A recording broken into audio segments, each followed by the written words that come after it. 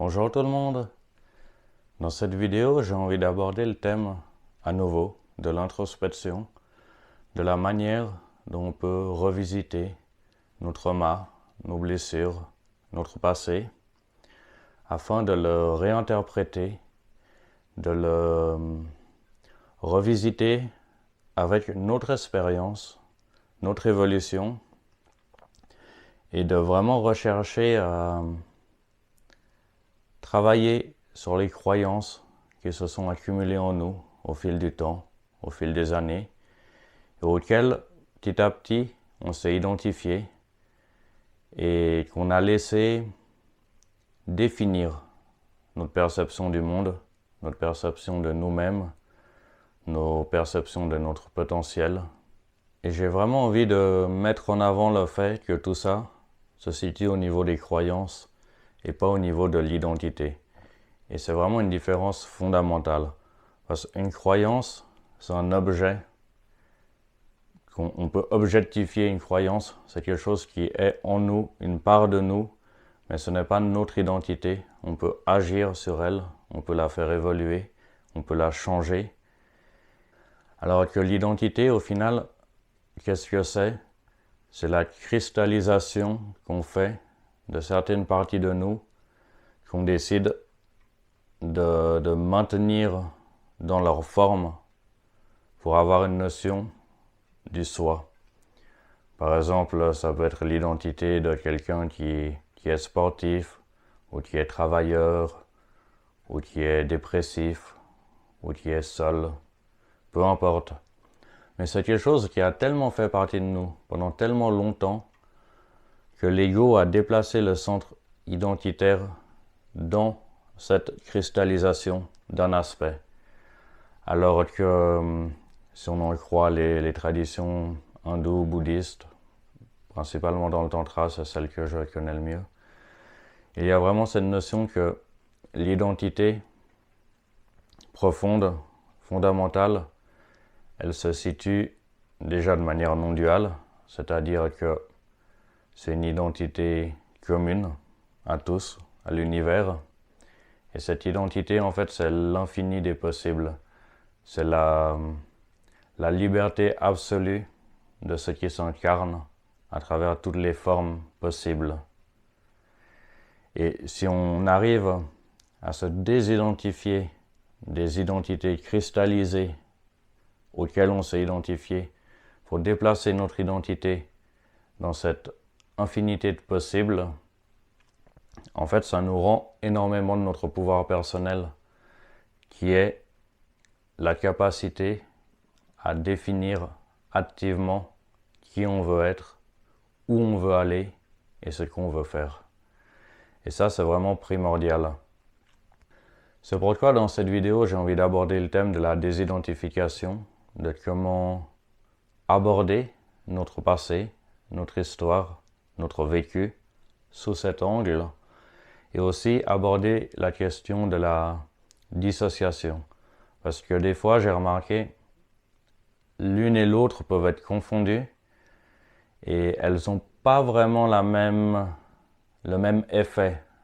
Ça vaut la peine de se poser la question, qu'est-ce qu'on est en train de faire par rapport à nous-mêmes? Est-ce qu'on se désidentifie, on s'identifie, on se dissocie? Et je vais rentrer plus en détail dans ces termes. Je vais commencer par l'identification, qui est un problème assez récurrent, j'ai remarqué, pour les gens qui font de l'introspection.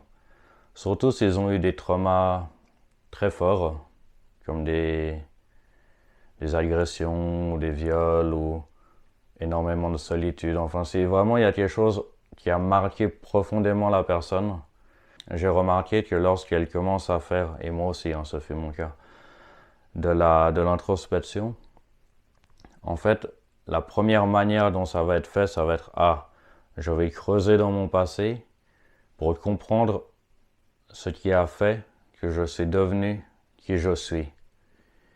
Et c'est pas inintéressant de faire ça. Si on n'a jamais fait d'introspection, je pense que c'est un bon début. Déjà, simplement se dire, mais qu'est-ce qui a fait que, par exemple, je n'arrive pas à avoir du lien avec autrui? Ou qu'est-ce qui a fait que j'ai peur de m'engager dans une relation ou que j'ai peur de travailler, que je n'arrive pas à croire en moi, par exemple. Et ça s'applique aussi à des identifications positives, hein, mais en général, les gens ont moins envie de travailler sur celle-là, même si ça a aussi son intérêt d'un point de vue purement non-dual. Mais pour l'instant, on va vraiment rester au niveau des croyances négatives et de ce qu'on peut faire par rapport à elles. Et en fait, si on passe son temps à creuser en nous-mêmes, à aller voir toutes les petites blessures, tous les petits événements qui ont petit à petit amené à créer notre identité autour de la blessure que ces événements créent. Surtout, la réalité, c'est pas l'événement qui crée la blessure, c'est la perception qu'on a de l'événement qui va amener une réaction à cet événement, qui va amener, par exemple, une peur ou un blocage, peu importe le mot. Une fois qu'on commence à faire de l'introspection, c'est rapidement bien de se rendre compte en fait que notre identité, elle n'est pas cristallisée, elle n'est pas finale. Sinon, on s'enferme dans un cercle vicieux en fait où plus on va faire de l'introspection et plus on va valider l'identité dans laquelle on s'est cristallisé au fil du temps. Et souvent, c'est une identité qui est pas choisie. Parce que la plupart des traumas, des blessures, des mémoires datent de l'enfance, à une époque où on n'avait pas encore vraiment la capacité d'interpréter le monde, d'interpréter les actions des autres et les nôtres de manière neutre, de manière ouverte. Et si on reste bloqué dans cette identité qu'on a créée pendant l'enfance, au final, on n'est jamais vraiment libre de qui on est. On est juste le résultat de notre enfance. Et j'ai vraiment la croyance qu'on peut se libérer de nos traumas passés. Et la manière pour ça, à mes yeux, et c'est en tout cas ce qui marche pour moi et pour des amis, des connaissances, c'est de, une fois qu'on a fait ce travail d'introspection, de se dire d'accord, tout ça a amené à être identifié à qui je suis maintenant. Mais maintenant que j'apprends à fonctionner différemment, maintenant que j'apprends en fait que j'ai le pouvoir d'interpréter les événements de manière volontaire, de pas l'interprétation surgit. Par exemple, dans mon cas, j'ai toujours l'interprétation en premier dans quasiment toutes les situations que je ne suis pas vraiment adapté à la situation, alors les gens ne m'apprécient pas, ou alors...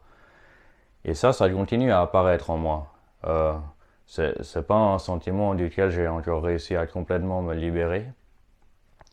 Par contre, le fait d'avoir pris conscience que c'est une croyance, que c'est une idée qui émerge par habitude, par pattern, par écho du passé. Au moment où elle émerge, plutôt que de ne pas y penser, de considérer que c'est mon identité qui émerge en moi et donc d'agir à travers cette identité qui émerge en moi, à ce moment-là, je me dis non. Ça, c'est ta pattern, c'est ta manière de fonctionner depuis des années dans laquelle tu t'es enfermé. Mais en fait, tu es libre. Tu es absolument libre d'agir ici et maintenant de la manière dont tu le désires. Et je ne dis pas que c'est facile. Surtout, c'est très difficile au début. Mais plus on le fait régulièrement, plus on s'habitue à s'autoriser à être autre chose que ce que l'on croit être, que ce à quoi on s'est identifié, cette identification, elle diminue. Elle perd de sa force. Et moi, je remarque que plus on s'habitue dans la vie de tous les jours à penser à ça, dans la moindre petite chose, à chaque fois qu'on a un feedback, et on a un feedback en permanence, parce que nos sens sont des machines à feedback par rapport au monde qui nous entoure. On est en permanence en feedback perpétuel avec notre environnement. Et une fois qu'on a conscience de ce mécanisme de feedback, on peut, dans toutes les choses de la vie, chercher à voir en quoi on réagit par habitude, par identification à une pattern, et à ce moment-là, simplement se dire « Ok, ça, c'est ma manière de fonctionner. Comment est-ce que j'aimerais fonctionner maintenant? Comment est-ce que j'aimerais m'autoriser à fonctionner ?» Parce qu'au final, c'est que ça, c'est une autorisation qu'on se donne à nous-mêmes. Et c'est vraiment important. Par contre, et là je vais arriver sur la dissociation, il ne faut pas non plus rentrer dans une pattern où on va complètement chercher à se dissocier de notre vécu, de nos expériences, et au final, on va simplement chercher à réprimer nos peurs. Par exemple, si on a peur d'interagir avec les gens, et la manière dont on va essayer de sortir de ça, c'est en se disant non, j'ai pas peur, je me dissocie complètement de ça, c'est même pas quelque chose que je veux laisser vivre en moi. En fait, on essaie de faire un bond de j'ai peur à j'ai pas peur, mais sans faire le travail nécessaire d'intégration de cette peur. Et ça, malheureusement, ça marche pas. Parce que ces peurs, ces patterns, elles sont gravées au niveau de l'inconscient. Et juste se dire au niveau du conscient, ça ne m'intéresse plus, oust, en fait, c'est juste de la répression. C'est essayer de se dissocier complètement d'une énergie qui est encore présente en nous. Alors que cette énergie, cette force, elle ne va pas disparaître juste parce qu'on arrête de la regarder. Elle va rester là. Ce qu'il faut faire, en fait, c'est vraiment la transmuter, c'est plonger en elle. Et par exemple, dans le cas de j'ai peur d'interagir avec autrui, c'est interagir avec autrui en acceptant qu'on a peur, en acceptant qu'on ressent de la peur et s'habituer en fait à agir avec cette peur. De ne pas se dire cette peur est juste, est mon identité, je ne peux pas fonctionner en dehors de cette peur, mais se dire d'accord, cette peur est le résultat de mon passé, de mon vécu, de mes croyances, mais cette peur n'est pas moi, ne fait pas partie de moi. Je peux laisser cette peur mourir, je peux travailler à faire disparaître cette peur, et ça ne me fera pas disparaître moi, parce que mon identité n'est pas liée à cette peur. Et ça, c'est vraiment important, de laisser vivre en nous ce qui a besoin d'être vécu, mais de ne pas être identifié à ses croyances, à ses peurs, à ses énergies, à ses ressentis. Et en fait, une fois qu'on arrive à faire ça, il y a quelque chose d'assez miraculeux qui se passe, qui est vraiment très puissant à mes yeux. C'est qu'on peut commencer à aborder le monde à travers le prisme de la curiosité. C'est-à-dire que on se rend compte qu'absolument tout est un feedback de nos croyances. Même la perception qu'on a du monde est entièrement un feedback de nos croyances.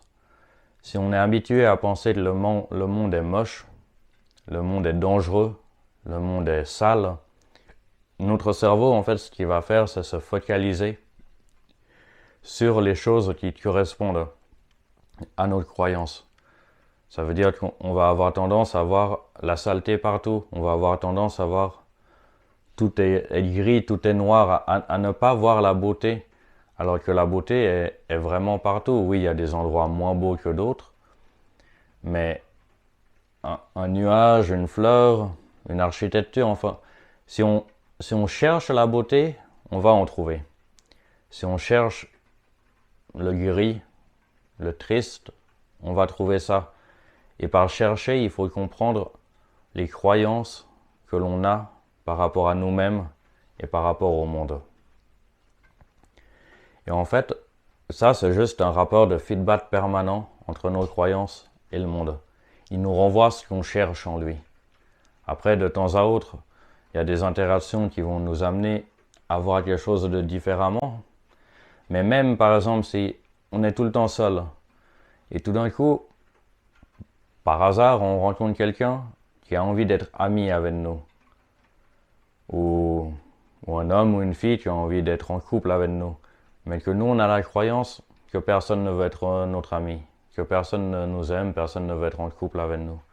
En fait, on va voir en permanence dans les comportements de l'autre tout ce qui pourrait amener à penser qu'il ne veut pas être avec nous, ou qu'on n'est pas assez bien pour lui, ou qu'on n'est pas assez bien, pas assez intelligent, pas assez beau, belle.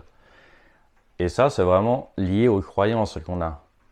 Et c'est vraiment impressionnant une fois qu'on commence à être attentif à ça, qu'on commence à essayer de rechercher en nous vraiment quelles sont nos croyances.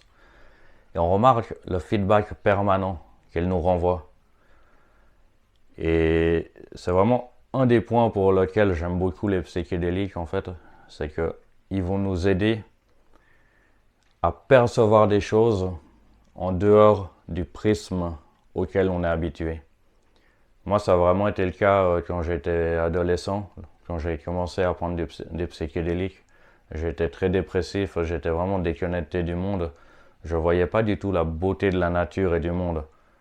Alors qu'en plus, j'habite dans un bel endroit au bord du lac avec des montagnes. C'est pas non plus le ghetto, c'est un bel endroit. Mais malgré ça, j'étais complètement déconnecté de la beauté de la nature.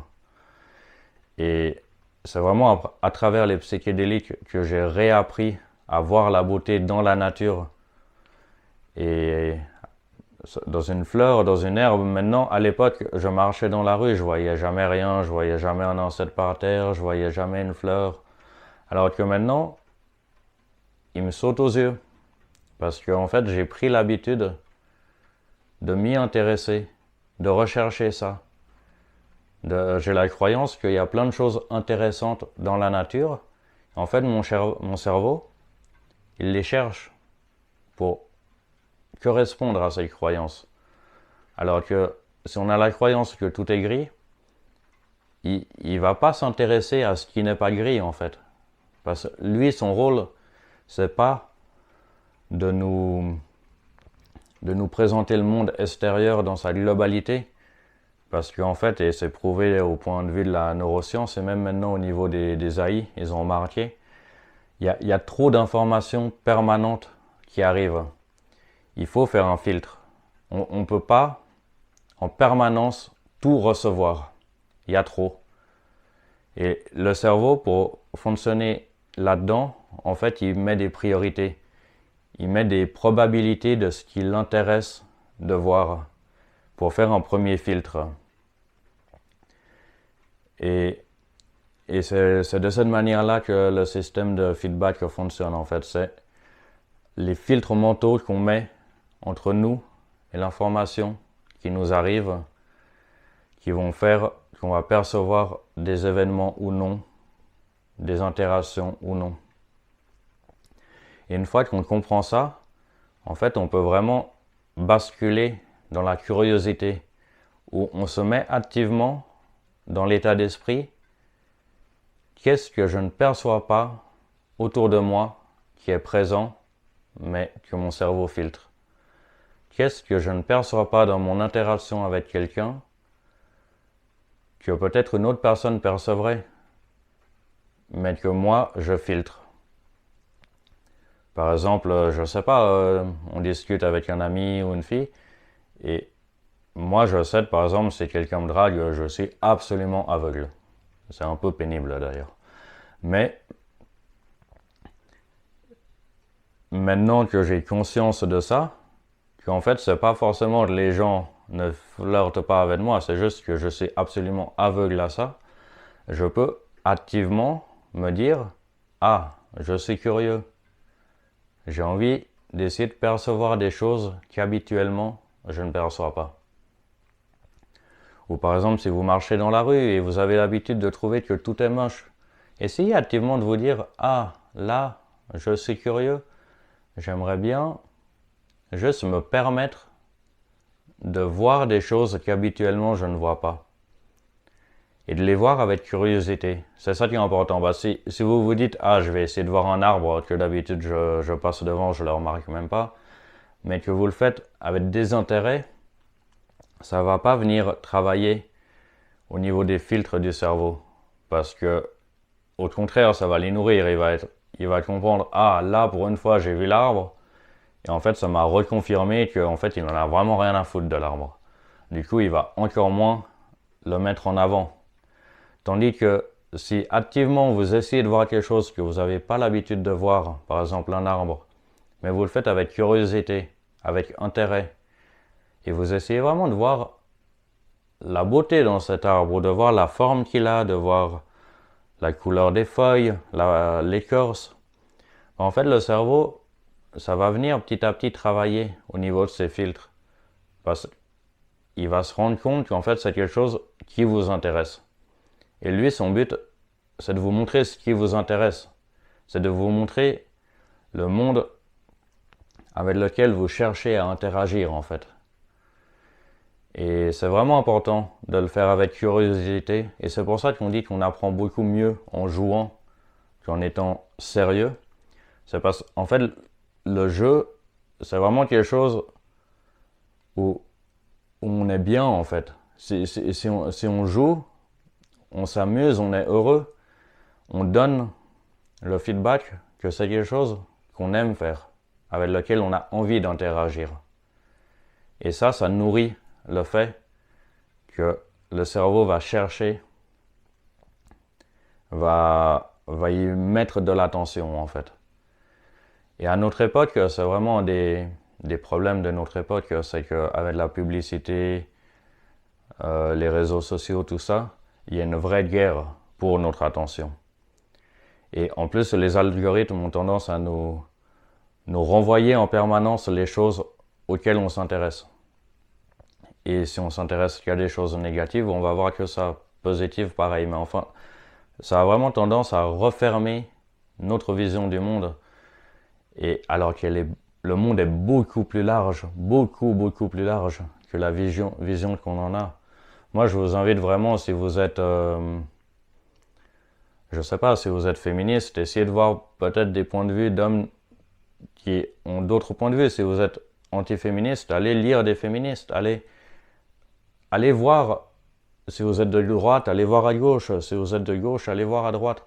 Et pas voir avec jugement, mais juste se dire, j'essaye d'ouvrir ma vision du monde. J'essaye de me désidentifier de mes croyances. Par exemple que les hommes c'est tous des salauds ou que les femmes c'est toutes des putes. Parce que c'est des choses qu'on entend en permanence. Et en plus, vraiment, si on est dans ce mode de pensée, les algorithmes vont juste nous renvoyer du feedback en permanence là-dessus. Et on s'enferme. Et en fait, par exemple, vraiment, si on a la croyance que une croyance, peu importe laquelle, sur les hommes ou sur les femmes, on va vraiment être beaucoup plus attentif à tous les hommes et à toutes les femmes qui correspondent à cette croyance. Et on va faire un peu une sorte de voile sur les gens qui ne se comportent pas de cette manière. Parce que de nouveau, c'est pas ce qu'on s'attend à trouver chez l'autre et on le remarque pas en fait. Ou alors si on le remarque, on va se dire ah mais là c'est un jeu, c'est un mensonge, c'est un masque. Et c'est pour ça que vraiment cette idée de désidentification par rapport à nos croyances, par rapport aux patterns qui nous renvoient du feedback est vraiment très importante pour moi. Et qu'il faut éviter de tomber dans le piège de la dissociation qui là est plus chercher à ne même pas vivre notre réalité qui est réelle. Si on a ces croyances, notre réalité correspond à ces croyances. C'est pas la réalité fondamentale des choses, mais c'est notre réalité. C'est la réalité que le feedback de nos croyances nous renvoie. Et pour évoluer, en fait, pour grandir, il faut se placer dans ce feedback. Il faut se placer dans ces croyances. Il ne faut pas chercher à les faire disparaître d'un seul coup, mais il faut se placer en elles et à travers elle, essayer d'élargir petit à petit nos points de vue. Et n'être pas identifié, c'est ce qui nous permet d'élargir. Parce qu'en fait, il n'y a plus l'ego, il a vraiment tendance à ressentir comme un danger le changement. Le rôle de l'ego, de l'identité, c'est d'être cristallisé dans quelque chose et de maintenir cette chose en vie à tout prix. Et en fait, si on est trop identifié, c'est très dur d'évoluer parce que on est en guerre permanente avec l'ego qui lui va chercher à maintenir cette identité. Tandis que si on place notre identité au niveau de l'infinité des potentiels et de la liberté absolue d'être, pas forcément d'être, de tendre vers ce que l'on désire, en fait on peut rendre l'ego notre allié. Parce qu'une fois qu'on a réellement placé notre identité dans notre capacité à changer, ce que va faire l'ego, c'est qu'il va essayer de maintenir cette capacité à changer, cette capacité à être libre de nos patterns, à être libre de notre passé. Et ça, c'est vraiment un allié très puissant. Une fois qu'il a déplacé la cristallisation sur un point précis, en fait, je cristallise mon potentiel à changer et à évoluer. Et c'est là où je mets mon identité. Donc voilà, c'est le thème dont je voulais parler aujourd'hui. J'espère que ça résonne avec vous. Je ne sais pas si vous avez des expériences similaires, des vécus. Moi, ça me ferait vraiment plaisir de les partager avec vous dans les commentaires, de pouvoir en parler, en discuter. N'hésitez pas à liker la vidéo et à vous abonner à la chaîne. Et à très bientôt. Merci.